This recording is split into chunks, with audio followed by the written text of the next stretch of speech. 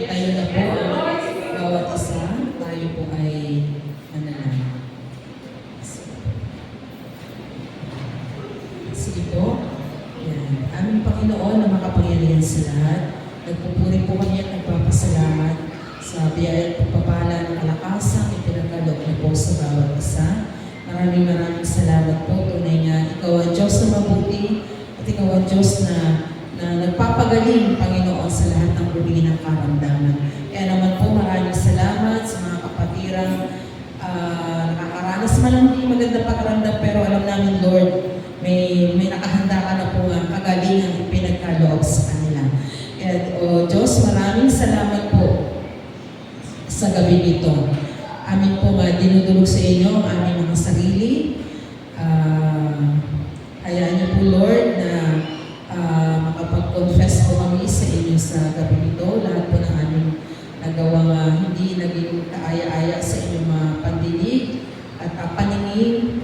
Amin po itong inihingi ng tawad sa inyo, Panginoon. Tunay nga kayo na ang Diyos na mapagpatawad kahit kailan, Lord, kahit punong-puno na po kami ng kasalanan, Lord, nakahanda niyo po kami na gawaran ng kapatawaran. Dahil ganun ka po, Lord, ang inyong pagmamahal ay walang kondisyon. Salamat po sa pag-ibig niyo, walang kapantay. Hindi niyo po binibilang ang mga kasalanan namin nagawa. Pagkus, lagi niyo po kami pinapatawad at nakahanda po ang inyong mga kamay sa aming paglapit sa inyo. Kaya maraming salamat po, Panginoon. Aming panalangin din ang iglesia ito ng Great Commandment Christian Church. Pakasalihan niyo nga po ng inyong banal na dugo. Maging ang labas nito, Panginoon, ang paligid nito, Lord, gawaran niyo nga po ito ng inyong nga po banal na dugo, Panginoon.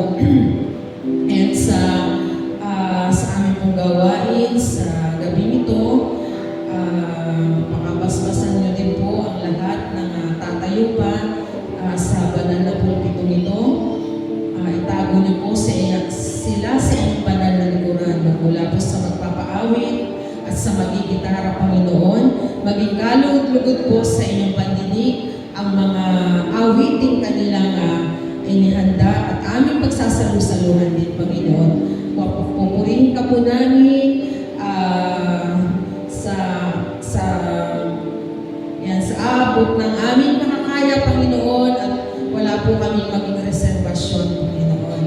At sa magdadala po ng inyong salita, salamat din po sa kanyang buhay, pagkalooban niya din po siya ng wisdom, habang siya po ay nagbabahagi ng inyong salita dito po sa pulpito nito.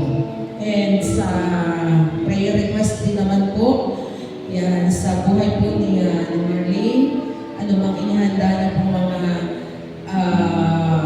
aming pagsasalu-saluhan sa mga panalangin, Lord, ang inyong pangunguna rin po ay ang kanyang maranasan. Ang inyong banal na spirito lamang ang siyang malayang kumilos, Panginoon, sa kabuuan po ng gawain nito at sa loob po ng iglesia nito, Panginoon. Maraming salamat po sa mga kapatiran namin na padako pa lamang po dito sa inyong bahay-sambahan. Inyo din pong gawaran sila ng inyong pag-iingat hanggang sila po ay makarating dito.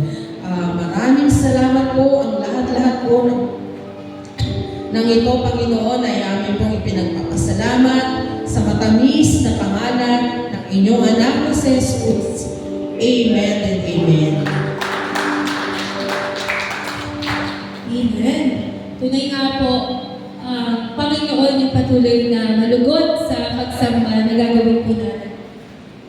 Yan, sa pagsamba po na gagawin po natin sa gabi po na ito. Palakpakan po natin yung Panginoon. Amen. At sabihin mo sa katabi mo, kapag di magagalang ako at ikaw ang kasama ko ngayon sa pagsamba sa Panginoon. Amen.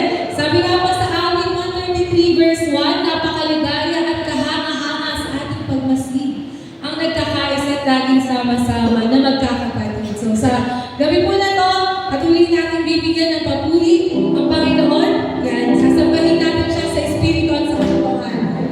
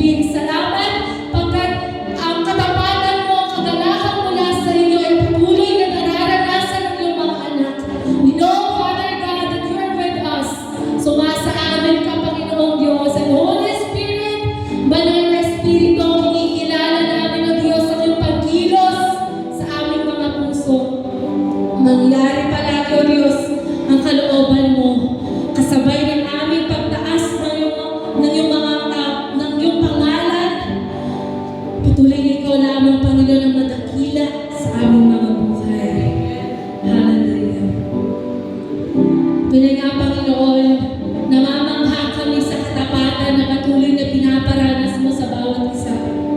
Doon sa krus ng Kalbaryo, pinaranas mo ang pag-ibig mong tapat. Ito yung pag-ibig na kailanman hindi namin kayang mahanap sa mundo. Salamat, Panginoon. Pagkat ang bawat isa, ang nilinis mo sa magitan ng dugo sa krus ng Kalbaryo. Salamat, O Diyos. Salamat, Jesus, sa pagmamahal mo sa bawat isa. Kaya naman, Panginoon, patuloy na lang ang aming puso, aming isip, ang aming buhay, ang aming kaluluwa, Panginoon.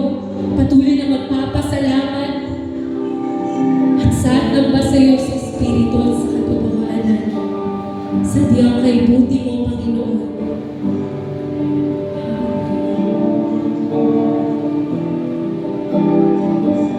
This time, sa pag-awit po natin ng song na Dakilang Katapatan, nawa maalala natin yung totoong dahilan kung ano yung nararanasan natin ngayon na selebrasyon. Holy Week, pagkilala kung gaano ka mahal ng Panginoon, despite ng mga paulit-ulit na kasalanan na nagawa natin, nalabag sa Panginoon, still, iyayakap tayo ng pag-ibig ng Diyos. At ipapaalala niya sa krus kung gaano ka niya iniibig at minamahal, kapatid.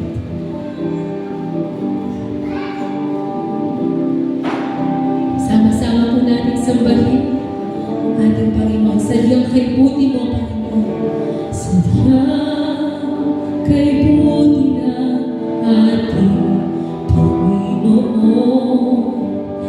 Magtatapat sa habang panahon. Maging sa kabila ng aking pagkukulang, biyaya niya'y patuloy na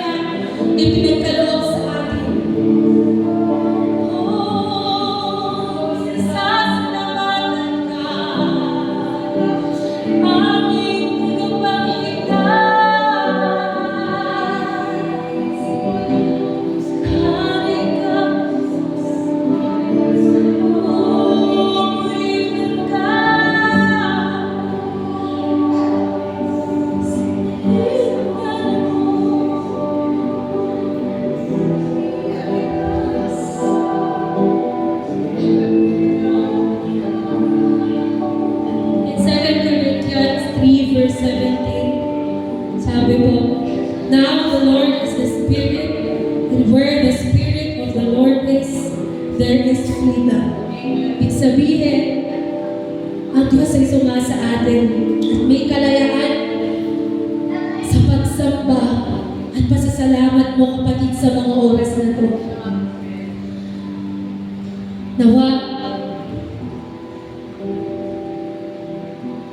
huwag tayong maging pipi o bingi sa kung anong sinasabi ng banal na Espiritu sa gabi na ito, kapatid.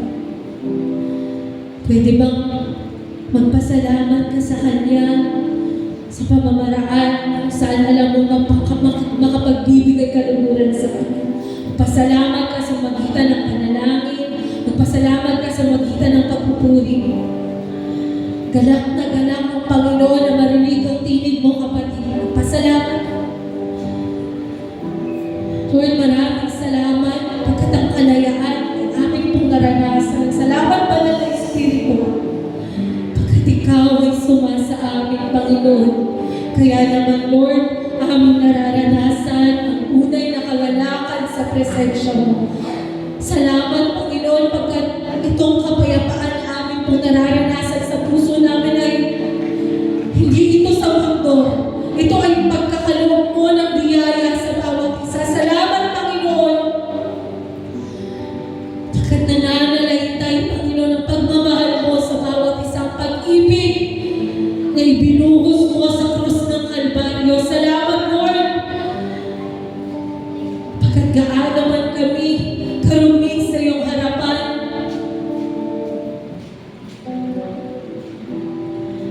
iligtas mo ang bawat isa, Panginoon. Kung kami ay sa iyo ay tatawag, tapat ka, Panginoon, upang dinggin ang aming mga panalangin. Tunay na dakila ka, O Diyos, hindi lang sa awitin, kundi maging sa bawat buhay na meron kami, O Diyos. Salamat sa katapatan mo, Panginoon. Ikaw ang sandigan, ikaw ang aming kalakasan sa panahon ng kahinaan. Ikaw ang aming kagalingan, Lord God. Ikaw ang aming Diyos na nagpapanatag sa aming isip. Kaano mong kagulo ang aming paligid. Lord, salamat sa kapanatagang mula sa inyo. Maraming salamat. At sa bawat mga salita mo, lumalakas kami, Panginoon. Maraming salamat, Lord. Pagkat ang oo mo ay oo, ang hindi ay hindi. At salamat, Lord, pagkat patuloy na ibinubuhos mo ang biyaya, ang iyong awa naman sa bawat isa. Salamat, Panginoon, sapagkat sa iyo, napakaraming pagkakataon upang magsisi. Salamat pagkat sa iyo, Panginoon, napakalawak ang pag-ibig mo sa bawat isa, na kailanman hindi namin kayang maarong ng isipan, hindi namin kayang malirin, Panginoon, kung gaano kadakila, kung gaano kalalim ang pagmamahal mo sa bawat isa.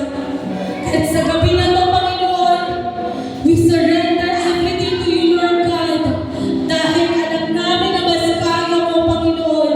Tulungan niyo po kami, Panginoon Diyos, na sa bawat oras na binibigay mo sa amin ay magamit po namin ito upang mabigyan ka namin ng kaluguran. Higit sa lahat, Panginoon, ikaw ang patuloy na makitangal sa buhay ng bawat isa. We are ready, Lord God, sa mga oras na ito na i-receive ang mga pangako mo sa aming mga buhay. Ano bang gawa ng kaaway? Alam po namin sa pangalan mo, Jesus, ito'y walang karapatan upang makapinsala o makapangguluman sa iyong mga anak. Mangyari ang kalooban mo, Panginoon, hindi sa amin palagi, Salamat po, Panginoon. Tunay nga, O Diyos, lahat ng aming papuri, lahat ng aming pasasalamat, ibinabalik po namin sa nag-iisang pangalan mo, ang Panginoong Jesus. Dakila ka. Amen and amen. Hallelujah.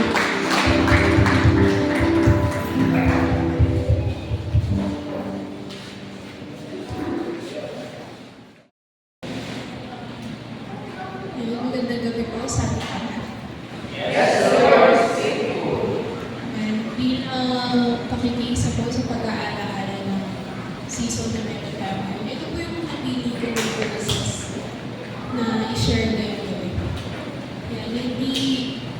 Uh, ito yung verses ay hindi ko, pero naghanap ako ng study or paliwanag para sa mga verses ko. At nakita ko itong devotional sa YouTube kay Sir Russell Campos. So, Blood of the Covenant or Dugo ng Pakikipagkuhan. At ito po ay matatagpuan sa Matthew 26, verse 26 to 30. Familiar po ba kayo sa verses?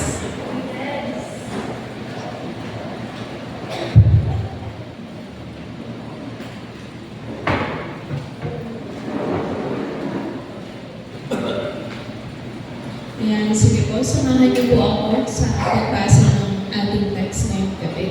Sabay-sabay po tayo. Verse 26. Habang sila'y kumakain, lumampot si Jesus ng tinapay at matapos magpasalamat sa Diyos, ay pinaghati-hati niya iyon, ibinigay sa mga alagad at sinabi, kunin ninyo ito at kainin, ito ang aking katawan.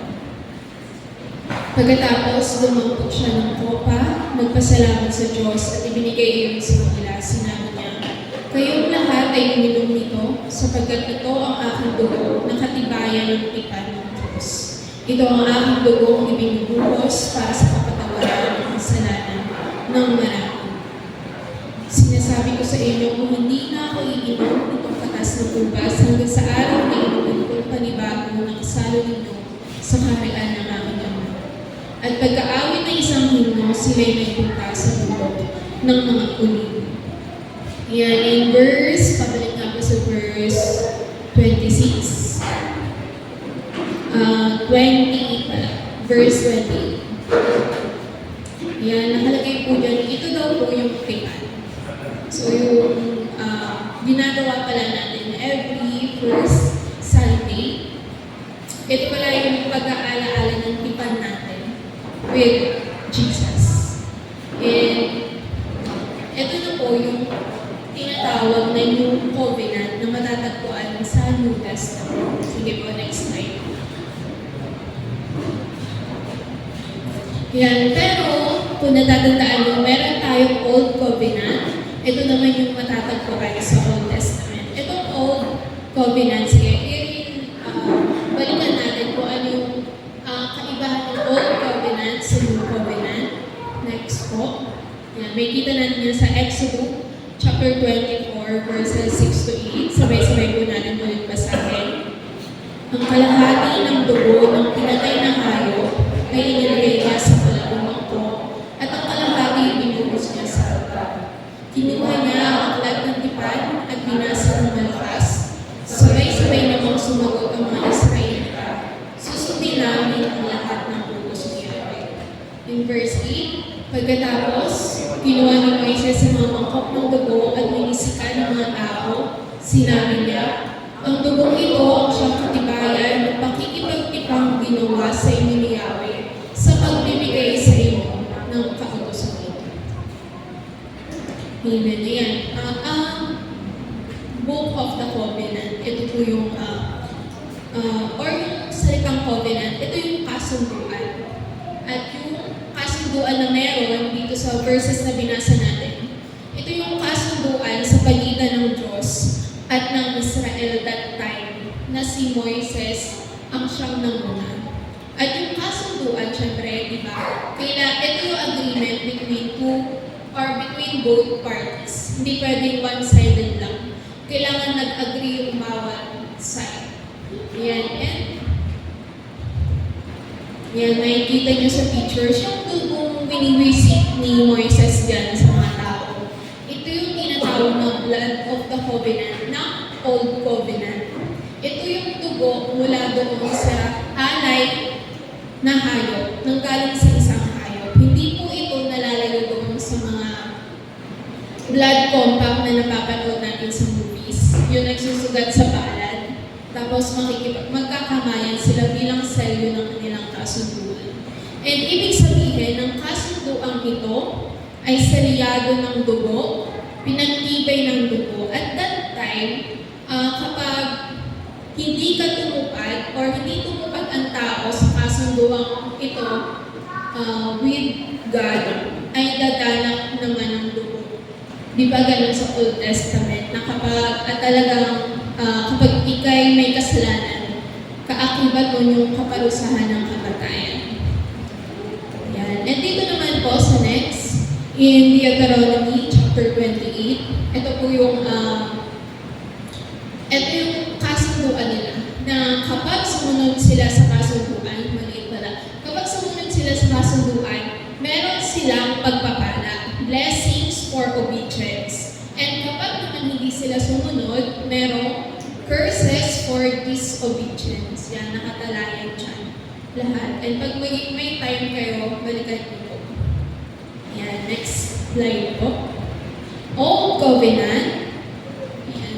Old Covenant focuses on the laws na binigay ng Diyos kay Moses upang sundin ng mga tao.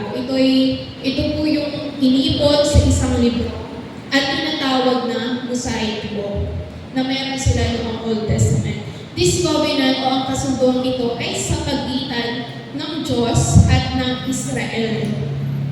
Pero bakit may Old Testament? At bakit may Old Covenant? At bakit may New Covenant? Nabanggit kanina na the Old Covenant ay, yan ang focus daw po niyan, at least ito sa mga kautusan. Mapapansin po natin yan sa ating pagbabasa na hindi naman napagtagumpayan ng tao or hindi na-protect ng mga Israelita noon yung kanilang kasunduan sa Panginoon. Kasi, di ba, sa Old Testament puro bawal kainin yun, bawal hawakan ng ganito, dapat ganito, dapat ganyan. Pero nabasa natin na wala ni isa man yung nakasunod sa lahat-lahat ng kautosang ito. Only few people ang nakilala natin dahil sa kanilang faith sa Diyos, but later on ay natukso at nagkasala. Yan, next po. Yan, in number 1, all of us are covenant breakers. Yan, amen po ba? Yan, bilang tayo ay weak in flesh, bilang mga tao. And sabi po dun sa Deuteronomy kanina, kapag hindi daw tayo sumunod dun sa mga kautosang yun, merong curses. Diba? Merong curses na kapalit doon sa ating disobedience. And this is now the point of the New Covenant. Hindi tayo nagtagumpay doon sa Old Covenant. Kaya, ang New Covenant naman, dahil mahirap talagang sundin ang mga kautusan sa Old Covenant, pero in this New Covenant, may pag-asa pa pala yan. Dahil ang New Covenant, ang focus naman nito ay grace or grasya. May kapatawaran pa pala sa kasalanan na bagamat napakarami at mahirap sundin yung laws in the Old Covenant, meron palang natatangi na makakagawa nito, and that is Jesus. And because of Him, mayroong pagliligtas. The New Covenant, ang focus nito ay, sabi nga dyan, grace. Next slide po. Yan. Next ba? Yan. We all know na yung grace, hindi natin yung deserve. Kasi sabi nga sa Ephesians chapter 2, verses 8 to 9, for it is by grace you have been saved through faith, and this is not from yourselves. It is the gift of God, not by works, so that no one can boast. Not something we earn, but freely given. It is God's gift sa atin. Yan, salamat sa Panginoon dahil yung kaligtasan na in-offer niya ay hindi by works. Kasi sa Old Covenant, nag-fail na tayo doon. Yan, so ang kasunduan naman ng New Covenant ay ang kasunduan ng New Covenant ay between God and Jesus. Hindi, ang participation natin sa kasunduan nila ay yung pagtanggap doon sa condition. And yung condition na yun ay tanggapin si Jesus bilang ating Lord and Savior. At kapag hindi natin tinanggap yung condition na yun, hindi tayo pwede sumama sa kasunduan nila. Dahil sa pamamagitan lamang ni Jesus, pwede tayo maging parte nito. Yan. Pero ating pala sinunod na ng Panginoon lahat ng kautusan, dumanak pa rin yung dugo.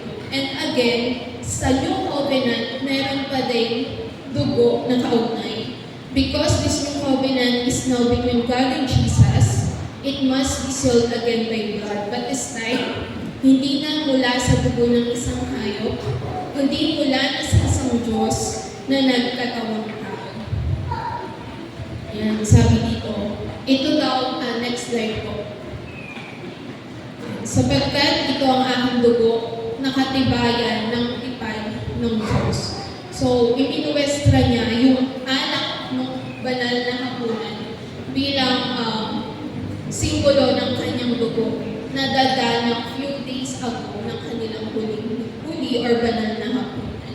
Sabi nga po sa verse 28, yan, Jesus offered His own flesh and blood para hindi tayo mapasailalim. Hindi na tayo mapasailalim pa sa kahit anong kautusan upang sa kapatawaran ng ating mga kasalanan at upang lahat ng sumpa ay mawala na sa atin at mapalitan ito ng mga pagpapala. At kapag nakipag-isa na tayo kay Jesus, next slide po, we can now be called as covenant keeper. Yan, dahil sa pamagitan niya lamang tayo napapaging dapat at sa pamagitan niya rin tayo nakakatanggap ng mga blessings. Jesus is between you and God. And next slide po. Yan, sinare ito sa amin nung sa YPF na parang kapag nananalangin ka daw, parang eto si Jesus, tapos katabi ni Jesus, si God. Siya yung namamagitan sa inyo ng Diyos. Na dahil sa mga kasalanan natin, yan, at dahil tinatanggap natin si Jesus bilang tagapamagitan natin sa Diyos, siya yung nagpaparating sa Diyos ng ating mga messages so that we can directly pray sa ating Panginoon. Yan, salamat po sa kanya. And next po. Yan, ito naman yung ating mga dapat gawin. Meron pong 5 dyan. Una, put your faith in Jesus. Pangalawa po, praise God because salvation is by grace. Yan, salamat talaga sa Panginoon. Kasi di ba, kung may evaluation sa trabaho, yan, at kung may evaluation tayo sa langit, paano natin ba? Yan, number 3, find rest in our eternal security. Lagi natin i-look forward yung eternal security natin. Huwag tayo lagi magtiwala doon sa temporal lamang. And number 4, work on our salvation. Hindi daw natapos yung ating pagkaligtas doon sa pagtanggap lamang na Lord and Savior natin si Jesus. Yan. Marami pa tayo dapat gawin. And number 5, thank God for all His blessings. Yan, next po. And ito po ang ating closing question. How does covenant of grace affect your life? Pwede po ba tayong tumayo? Yan, let's take a moment kung ano yung epekto ng grasya ng Panginoon sa ating buhay. At mag-close po tayo sa panalangin. Yan, Lord, sabi po dun sa prayer, Lord, thank you for the covenant of grace made possible through the blood of grace. Sige po, pwede ba natin sabihin sa Panginoon kung ano yung naging epekto ng kanyang habag sa ating buhay ngayon? Yan, pang makasagot po kayo sa prayer.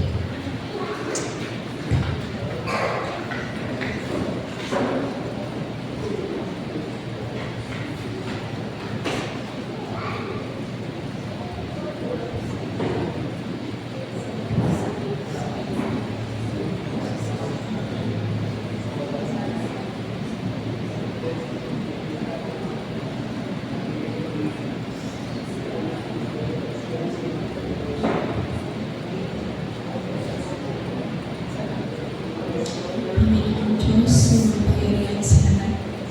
Ipapasalamat kami dahil hindi mo itinigil doon sa Old Covenant ang kasunduan, kundi Panginoon, gumawa ka ng paraan upang maligtas kami na iyong anak.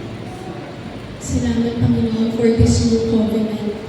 Through Jesus' blood and flesh, kami maliligtas, Panginoon. Salamat na ikaw na nagpapagintapat para sa aming Panginoon. Ikaw na naglilinis ng aming mga kasalanan. Ikaw na nag-aalis ng mga sumpa sa aming buhay. Salamat, salamat, Panginoon. Salamat sa lahat ng sakit na tiniis mo. Kami ang dapat nandun, pero inako mo lahat, Panginoon. Ngunit patawad pa rin, Panginoon, dahil hanggang sa ngayon nagkakasala kami.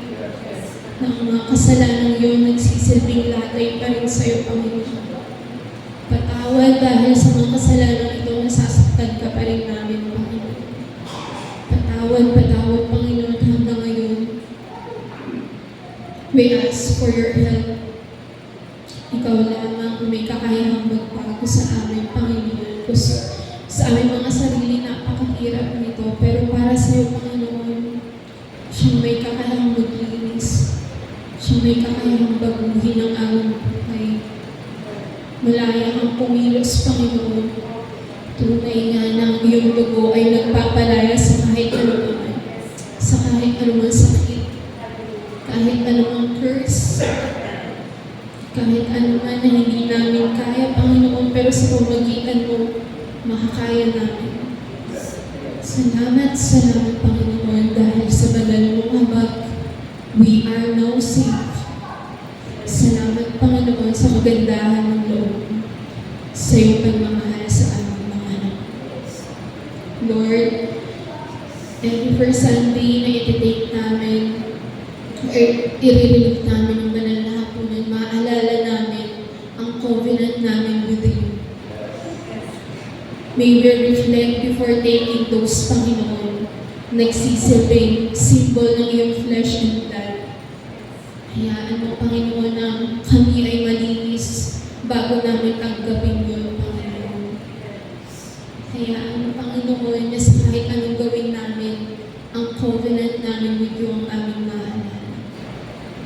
Nang sa gayon, maiwas kami sa kahit anong makakapsakit sa iyo, Panginoon. And tonight, we thank you, Panginoon, as the whole world remembers your sacrifice. Nawa everyday namin ito maalala as we appreciate all your great blessings na binibigay mo sa araw-araw. We thank you, Father. We thank you, Jesus. In Jesus' name, Amen.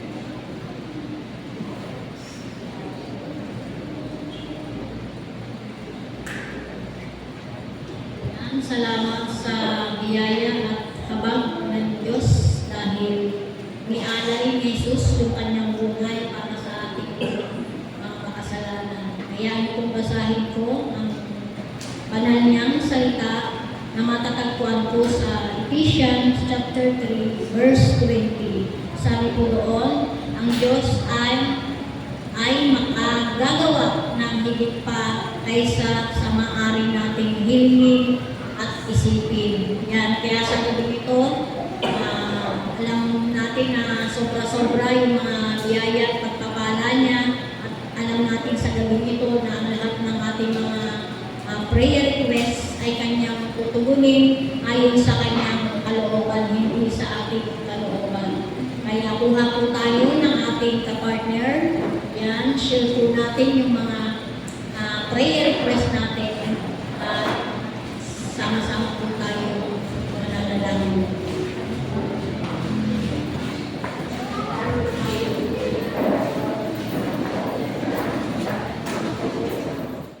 Diyos na mapagbigay, ang Diyos na mabiyaya, Panginoon. Alam po namin na napakabuti mo, Panginoon, napakayaman mo. Kaya, Panginoon, yung buhay mo, Panginoon, ay pinagkaloob mo sa buhay ng bawat isa amin. Bigyan mo kami ng kaligtasan, Panginoon. Kaya sa yung aming mga prayer request, Panginoon, ay alam po namin, Panginoon, ay nakarating na sa iyong trono ng biyaya at pagkakaloob mo po ito ayon sa tamang oras, Panginoon, ayon sa tamang panahon. At alam po namin sa tanging kalooban mo lamang, Panginoon, at hindi sa aming mga kalooban. Kaya kayo pala, nagpupulit, nagpapasalamat na po kami sa lahat ng mga biyaya at pagkapalang na patuloy mong ibubuhos sa buhay ng bawat isa at sa iglesia, Panginoon. Ganun po, Panginoon, sa aming pagbibigay ng aming mga handog sa gabi ito. Pagpalaan niyo po ito, Panginoon, at magamit po, Panginoon, para sa ikaluluwalhati mo, Panginoon. Lord, salamat sa mga trabaho na meron ng bawat isa, Panginoon. Salamat sa buhay, salamat sa kalusugan, Panginoon, at patuloy na ginagamit sa iyong banal na ubasan. Maraming salamat. Ito po, Panginoon, aming samang panalangin sa tamang pangalan ni Cristo Jesus. Amen.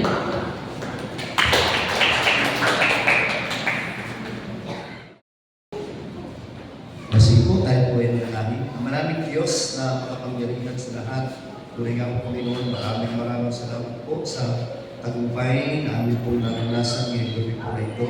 Sa amin po na sama-samang pagpupuli, pagsamba. Salamat sa inyong presensya na patuloy niyo pong niluluhog at pinararanas po, Panginoon, sa amin po kalagitnaan. Salamat din po, Panginoon, sa inyong mga salita po, Panginoon, na amin po narinig na ibinahagi na aming kapatid. Patuloy, Lord, gumawa yung tipan na pinagkaloob din po sa bawat isa po sa amin. Lumahan ng palataya, patuloy, Lord, na magunita po namin na ito. At patuloy na maalala po namin yung tipan na pinagkaloob din po sa bawat isa po sa amin. Maging sa amin po mga personal na prayer request. Salamat po, Panginoon, sa mga kapugunan. Lalatigin po, Panginoon, yung mga amin po prayer item po, Panginoon, na idinulog sa inyo ngayong gabi po na ito. Lord, salamat po, Panginoon, sa inyong patugunan na ipagkakaluloy po sa bawat bayanin po namin na nasambit po namin ngayong gabi po na ito. Kaya naman po, Panginoon, sa iyo nananalig, maasa po, Panginoon, nananampalataya po, Panginoon, ikaw ang Diyos na palaging nariyan na nag-iingat, sumasagot po, Panginoon, sa amin po mga panalangin. Kaya naman po, Panginoon, salamat po, Panginoon, yan pa lamang kami pinagpupuri, nagpapasalamat po, Panginoon, sa mga lahat ng gagawin po sa amin po mga buhay. Kaya naman po, Panginoon, sa inyo po namin patuloy na pinagkakatiwala yung lahat ng aming mga itinalangin po. Salamat po, Panginoon, at maging sa amin po nga sa magdamang pag-iwahiwalay. Lord, dalangin po namin ang iyong pagsama, pag-iingat po, Panginoon, hanggang sa kami po ay makarating sa amin po mga tahanan ng ligtas, ay amin po maranasan, Panginoon. At dadlandin po namin yung amin po mga mahal sa buhay, na naroon po yung galak sa kanila po mga puso. Salamat po, maging sa amin po mga pagsasalusaluhan, makalinisin niyo po ito, magsilbing kalakasan po ito ng aming po mga physical na pangangatawan. Magamit po namin yung aming po mga kalakasan po na ito sa aming po pagpupuri, paglilingkod po, Panginoon, sa inyong dakilang pangalan. Salamat po, Panginoon. Naway taglay ng bawat isa, ng biyaya at pagpapala, na gagaling sa ating Diyos Ama, ang pag-ibig ng gagaling sa ating Diyos Anak, at ang pagsama ng Santong Espiritu ay patuloy po natin itong maranasan ngayon at magpakailanman. Amen. God bless you.